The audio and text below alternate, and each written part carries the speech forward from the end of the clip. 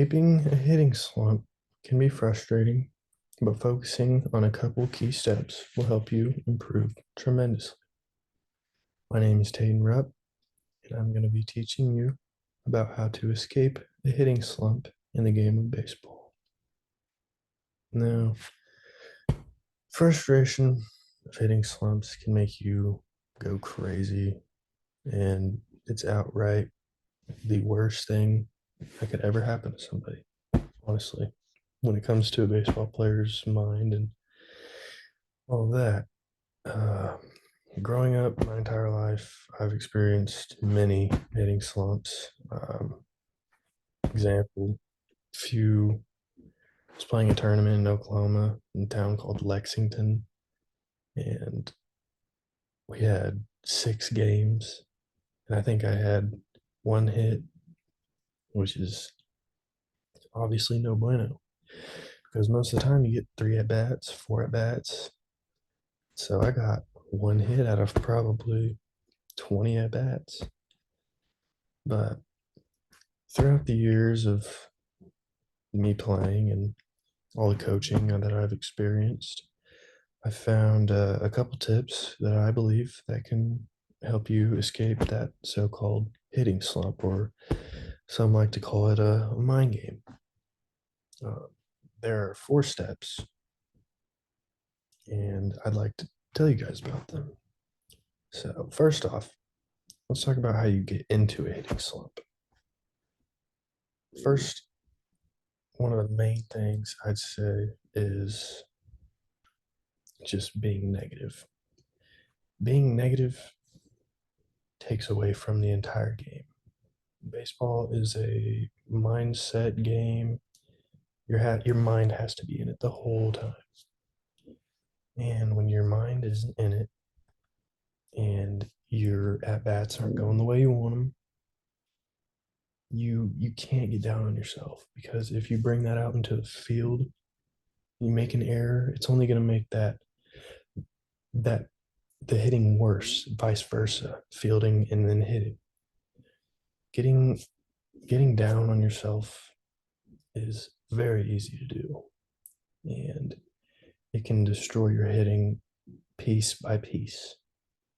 Uh, Keeping a positive mindset and just knowing what you do is right goes so far in hitting. Like even even changing up your swing, like just a little bit, could throw everything off. When you're not hitting like how you should at times, and you're thinking about maybe changing just this one thing in the game, you can't do that. That'll mess up everything. It'll mess up your timing, your focus, just everything. It'd just be better to know what you need to do, and if you think about changing something, going and practicing it. Coming from experience, like it's it's crazy how much one little thing can do to mess up your swing. Um, yeah, like I said, trying something new is not good. Not good for uh, just in the moment type deals. Like changing it after one at bat. It's not good. You you need to focus on what your purpose is and what got you there. Um, that you need to trust your swing and your coaches and what they've told you and what other players have corresponded to pile in on that and help. Uh, Another point is not practicing enough. Obviously, everybody knows in any sport, if you don't practice enough, you're not going to do very good. It's pretty common sense. Uh, in the game of baseball, consistency is very, very important. You have to hit every little thing hard, and it's very time consuming, and it's a lot of work and a lot of frustration. But like everybody knows, whatever you put into it, you're going to get out of it. Now, let's discuss how to get out of that hitting slump and go back to hitting bombs. Now, there are 4 or 5, say, main things about ending and breaking your hitting slump. Obviously, having a good mentality, staying positive, it's probably the most important out of all of them. If you have a negative attitude, like I said, it's not going to get you anywhere. It's going to get you down in the dumps. Your average is going to plummet. And then if you take that into the field and you make an error, that's only going to make your hitting worse because that fielding error is going to go right back into the dugout and right up to the plate with you. Confidence is also very important. You have to know you're about to mash the ball, like hit it into orbit and make it start spinning around the earth. I don't know. But all in all, a positive mindset helps you escape that slump 100% faster. Um, Another thing I like to do personally is like breaking my swing down, you know, videoing my bats, videoing me swinging in practice or in the cage off the tee when someone's throwing you BP. And it just really helps you get back to the basics and remind you of what got you there and how you got there. You just really got to slow down, and focus on what you're doing.